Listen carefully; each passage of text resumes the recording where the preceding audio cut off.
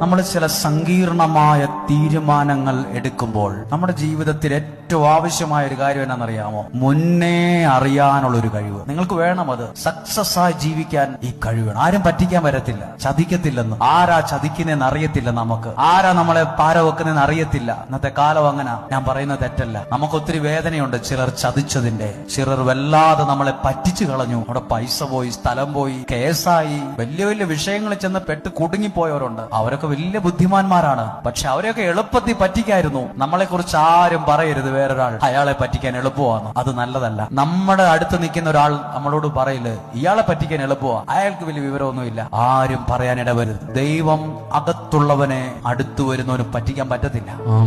അവന് നേരത്തെ പിടികിട്ടും. അവന് നേരത്തെ അറിയാൻ പറ്റും. ഇവിടെ ഇരിക്കുന്ന ചില അമ്മമാർക്ക് അതറിയാം, ചില അപ്പച്ചന്മാർക്ക് അതറിയാം. അവര് പറയില്ലേ, എനിക്ക് ഇന്നലെ എന്റെ മകൻ ദുബായിലാ, അവൻ എന്തോ ഒരു വിഷമമുണ്ട്. നമ്മൾ ചില സങ്കീർണമായ തീരുമാനങ്ങൾ